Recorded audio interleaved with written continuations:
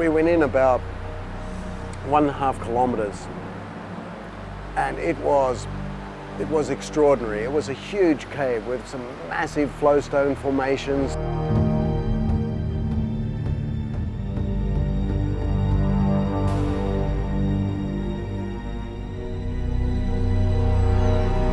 He was conscious. I was amazed, and he's got this big gash in his skull and blood splattered all over the place, and and he's there sort of going, "Leave me, leave me."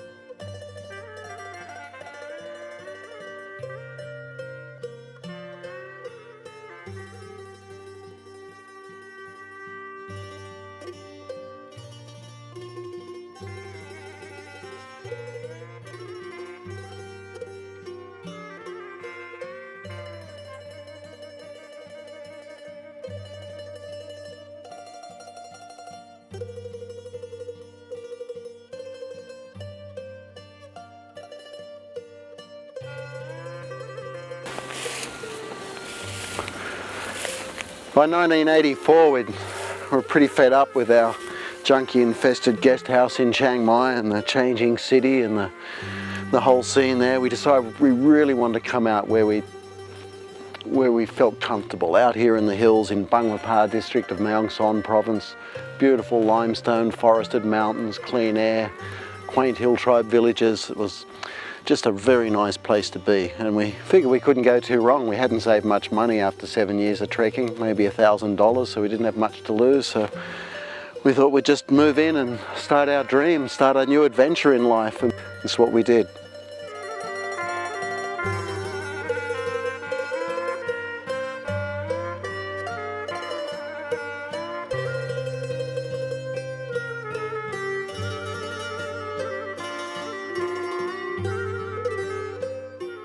We had this friend, Paco, a blind guy, American guy. He was a photographer, blind photographer. He had tunnel vision. He could see about 3%. And he loaned us 50,000 baht, which was a bit over $2,000 to buy this Land Rover. Now this heap of crap, this decrepit old bloody Land Rover, which sort of looked all right on the outside. It was about 25 years old. It was, one of those ones with the headlights on the inside, the Series 1 or Series 2 or whatever. And, and the sleazy guy who sold us the thing, Dude says, "Look, I don't have a driver's license. Can you chuck that in with a car?" He says, "Yeah, no worries." So, Dude had never driven a car in her life. And so she ended up getting a license along with the car, and the registration was owned by a cop, and there was no registration, and he'd filed the engine number off and done something else, and he had to spend a day down bribing the registration officials. We come up to the village where I am right now. In 84, we'd trekked here many times. We knew a few people in the village, and we come up and talk to the old people. And we didn't have any money to buy land, and in those days, hill tribe people, they didn't buy land. They didn't know who owned the land. It was just first in, best dressed. So we said to a few of the old people in the village, can we just take this block of land, from over here down to here sort of thing, and a nice spot by the river just upstream from this cave that we thought would have to be an incredible tourist attraction. And it was all very remote and unknown back then. And they sort of had a few reservations. One old guy said, "Well, they're probably going to convert the village to Christianity or something." And so I guarantee that's not going to happen. We're not missionaries. And we just moved in, cleared bit of bamboo and trash wood off the place, and got a couple of local guys to help us build our first little bungalow, somewhere to live. We go out in the old Land Rover and drag in dead trees from the hill tribe fields and go and chop ridiculous amounts of bamboo and drag it in, and basically built the house for very little money. Back in those days, our village was full of opium addicts. There was lots of them, and these guys would go out and pick up the scrap timber from the bush sawmills. There's two-man saws where everyone was illegally sawing teak trees out in the forest to build their houses. So, like I said, we didn't have any money to invest, so for $5 a board, it was pretty cheap. By that time, there was a couple of tourists starting to come through, and they put a bus route then to Mae Hong Son. It was still a dirt road. So we went out to the bus stop and dragged a few unsuspecting tourists off buses and say, you're spending the night out at our place. And and it was like, I don't know, 25 baht a night or something like that, which meant we could buy 5 boards, For each tourist we could get off the bus, we could maybe get 10 more boards. So bit by bit we'd get more boards and eventually sort of stack them around the place until we had something that resembled a house. Hi, where are you from? Australia, mate. Australia? Australia. How the fuck are you? Good, mate. Morning. I'm a Croat. What's that? From Croatland. Oh, nice. Bavaria. Bavarian. It was a big time for backpacking back then. All the travellers who, we said, we're travellers, we're not tourists, we don't do what tourists do. It was adventure, and people were going to. There was a bit of an ego trip too. They're looking for the most remote places, new places, and they go and tell somebody else, "Hey, I've just been down to this island. There's no tourists down there. Oh, it was great." And so there was word of mouth. There's this grapevine that was just worked so fast. Within a couple of months, when we opened in 1985, we had 20 people arriving a day. We had 30, 40 people sleeping all over the place. It just took off. It went ballistic. We had no electricity. We were cooking firewood out the back. It was really basic. We had breakfast, lunch, and dinner, and so for about 100 baht a day, which was then about $5 a day, you could have 3 meals and stay here and sleep around the fireplace or whatever, and it was a very good atmosphere. We'd only just set up the lodge, and I was looking for something adventurous to do, and we'd seen a few locals on Shan men on bamboo rafts on the Kong River, and they said they'd raft down to Pai in the dry season. So I thought, well, this looks like fun. So I grabbed a couple of guests, and we walked way down the Kong River to past Susar Waterfall. So there's a big stand of bamboo down in there that I knew about. And this is the big Mapha, huge bamboos, some of the biggest bamboo in the world. And so we went and chopped down, you need about 8 big pieces for one raft. And so we chopped these down. It was a real effort to drag them out to the river, and we got down there and we somehow bound these things together, and we started floating down the river, and there was a Shan fisherman there, and he was laughing at us, he's just saying these things aren't going to make it.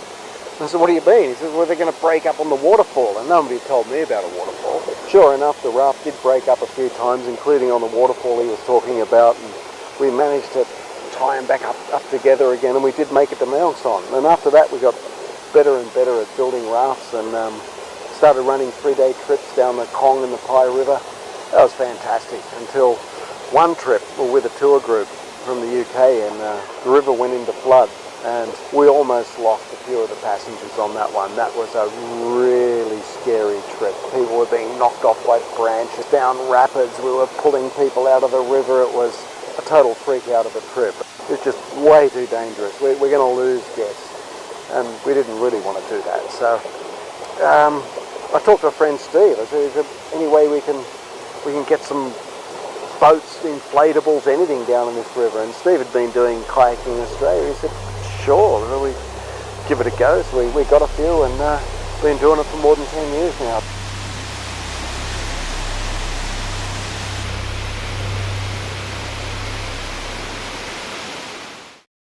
Mapha our district is full of limestone. This is the rock that caves form in. And in this karst landscape, you have disappearing streams, you have sheer cliffs, you have little knobs and bumps. It's a fantastic sort of geology and geography of the area. We fell in love with this place. I knew there was caves waiting to be explored that no humans have ever entered. And when our first guests started arriving, they wanted to join in.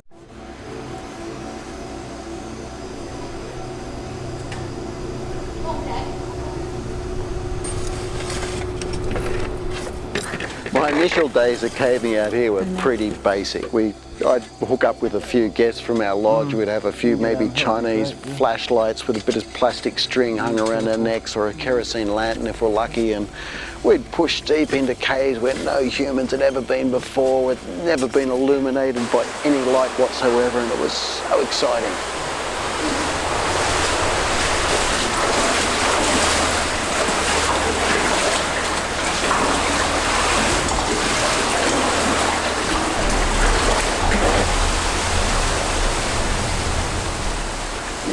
We couldn't stop. You get to one corner and just want to see what's around the next corner, and it was, I'd never done anything so exciting in my life.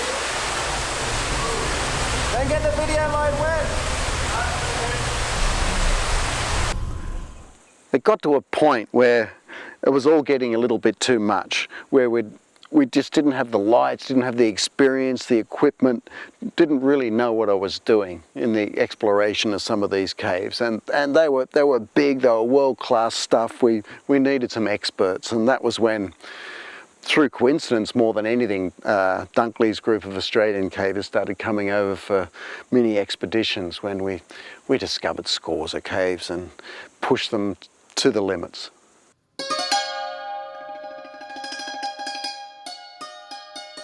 It got John Dunkley hooked for the next decade or so. He was back almost every year.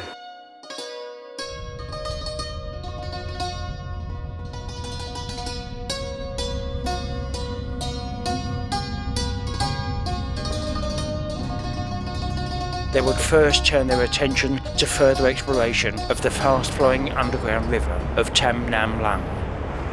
It was not going to be easy. It was a grueling trip. There was parts of the river where you couldn't swim against the current. Fortunately, Attila, who was a very strong swimmer, had bought a pair of flippers, so he would power his way up with these flippers and a rope tied around him and get up to a section where he could pull us up in this little inflatable boat we had in there.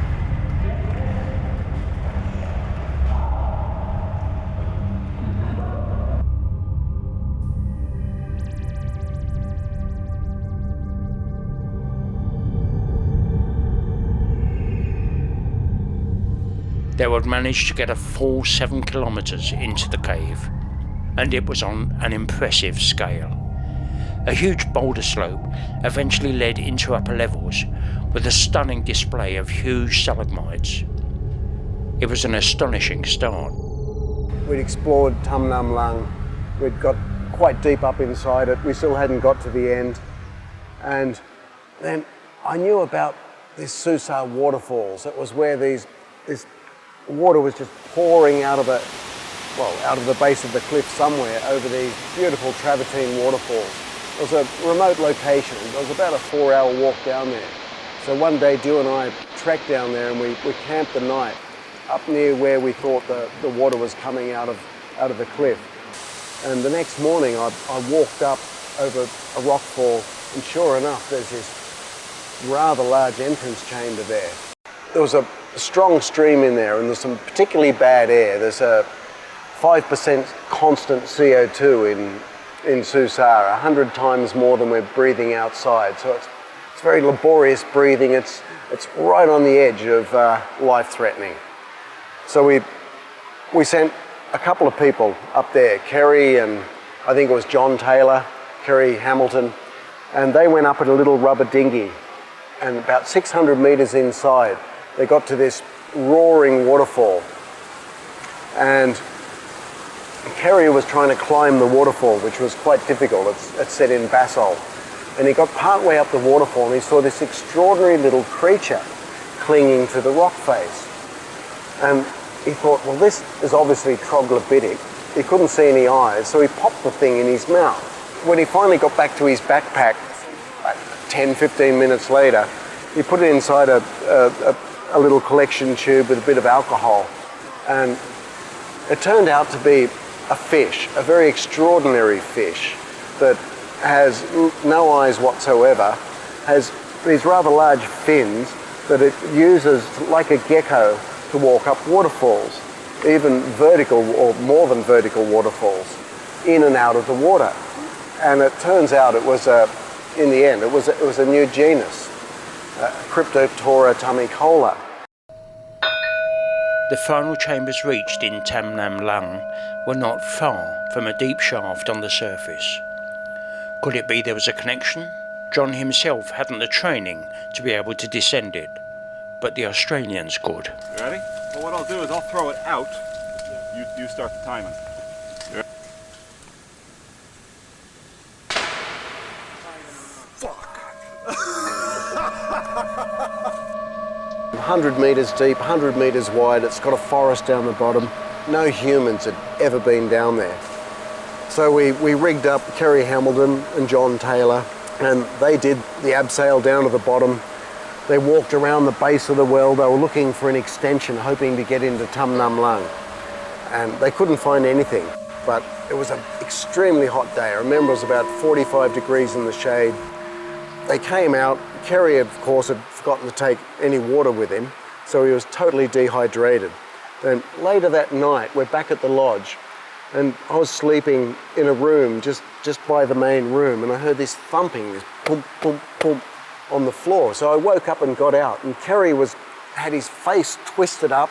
He was thumping his leg on the floor, and he was paralysed in the right-hand side of his body. He'd had a stroke. We had to wait till the morning before we could get a truck out and get him to Pai Hospital and Chiang Mai Hospital where they could do the CT scans. Well, this was also extremely worrisome for Kerry because he was the toughest caver on the group. There's two waterfalls inside Susar Cave where the fish live. And the second waterfall is 6 metres sheer, pounding water, overhanging virtually, soft rock. You couldn't bolt your way up it. For many, many years, he was determined that he was going to get enough strength back and he was going to conquer this waterfall. And it wasn't until 1990 that we got a group of Australian cavers up there who had the time and the energy, and our mission was to get Kerry to the top of the waterfall in Susar and explore the upper section. Well, we spent 3 days inside the cave, again in very bad air, and we eventually had to chop long pieces of bamboo to build this scaffolding over the plunge pool so he could Jumar his way up and get to the top of the falls. And eventually, to the cheers of us all, he did it.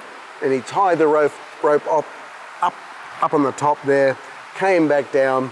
He had no interest in exploring what the new discovery up there. He just wanted to conquer the waterfall. John was also becoming more and more aware of the potential for local archaeology.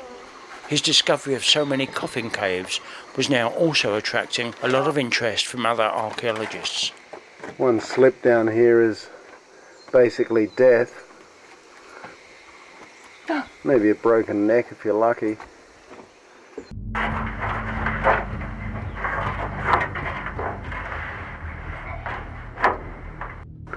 The main coffin in the back room here, which is the upper cave, the Gorman Spirit Cave, has a large section broken out from the centre of the coffin. If we have a close look, you can see teeth marks there, rat or porcupine. The marks from the metal tools are still visible on the outside of the coffin. The coffin head from the main coffin in the back of the room here in the upper cave is rounded. The other half of this coffin had a double head. There was a smaller coffin supported on a very rough Y-shaped stick here. It's been planted near the other coffin. This spirit cave. The people who lived here didn't live here at this time of the year. It was covered in all these little bugs everywhere. Some sections are quite obvious, other sections are a little mixed up. There's been holes dug in there, there's ash layers, there's layers of different colours. We're finding a few things. We found a couple of pieces of bone, one flake tool, and lots of charcoal. One has found a bone about 10 centimetres below the surface here. She thinks it might be the hip bone of a small child. Should be very interesting.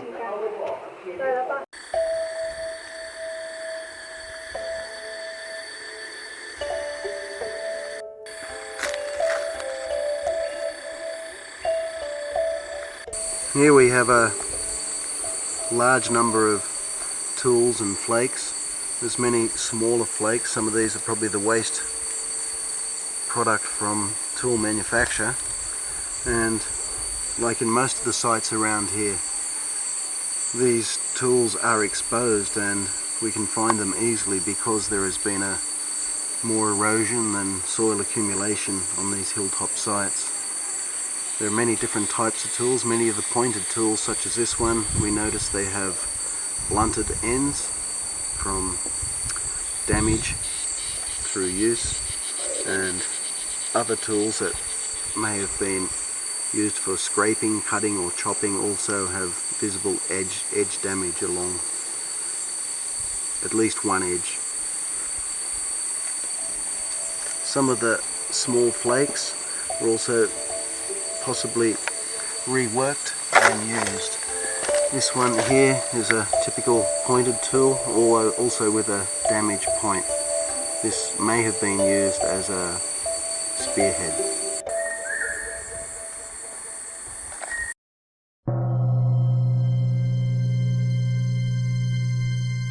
The thing that's really kept me going is that whole thrill of discovery, the idea of going somewhere where no human's ever been before.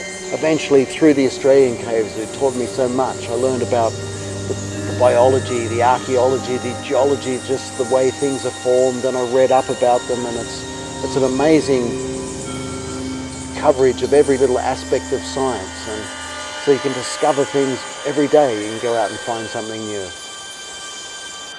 One of the highlights of my caving was the discovery of Tham Melana, which turned out to be a world-class, beautifully decorated cave. And with this Lahu man, this hunter, we hacked our way with machetes through this quite jungle terrain down to where the stream come out. And I said, well, let's walk over the rocks again and see if there's a hole. And sure enough, there was a hole. And the Lahu man said, I know this hole. My brother was hunting here last week and he shot a bear, but he wounded it and the bear went inside that thing and we don't know if it ever come out. And you know, we've never gone in there, we're too scared. And I could hear the stream inside.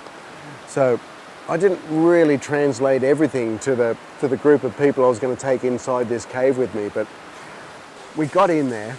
And sure enough, there's this rather easy stream passage. So about 400 metres up inside the stream passage, and what do we hear? This heavy splashing like some wounded bear thrashing through the stream up around the corner from us. So we froze, you know, we didn't know whether to lie down and pretend to be dead, hide behind rocks, or turn out our torches, leave them on. You know, I was all like, whoa, what are we going to do? So we're all, you know, up on the side of the cavern there, hiding behind rocks and sitting in the dark, and this splashing kept going on. So I said, look, I've got to go around and have a look. So I took my torch up there and I just get around the corner, and then suddenly there's this really loud splashing right behind me. So I go, fuck, and I was like, God. And it was a big fish in very shallow water that sort of, we'd scared them. They were splashing their way up the stream passage.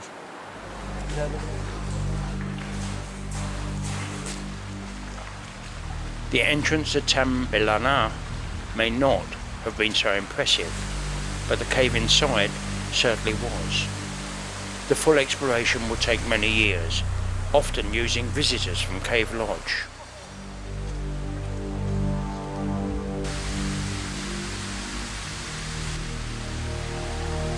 This cave, for the first time, could be fully traversed 12 kilometres from sink to rising. It had everything. Hungry to explore, John began to take his more able visitors on 2-day trips through the cave, camping in the depths, and often help him with pure exploration.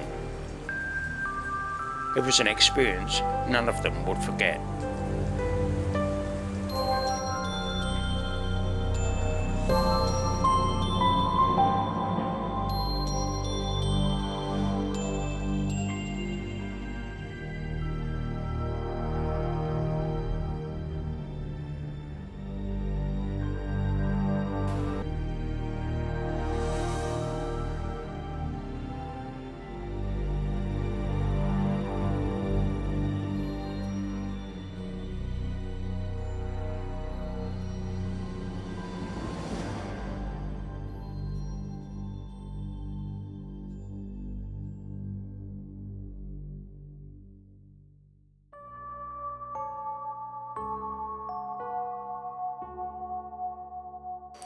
Probably my favourite cave. It has, there's a lot of history in it for me. I've been through it, 40, 50 times, I don't know. It's many times I've been in there a lot. I know it pretty well, every rock and every little place in the stream there, but you can still find new things in there. I go in there regularly, take photographs and just enjoy its beauty, because it's very pristine. It's a stunning cave, and it's one of the highlights of my exploration here. John had carved out an exciting and rewarding life for himself here in the remote north of Thailand, but he was soon to find out that things could all too easily go very wrong.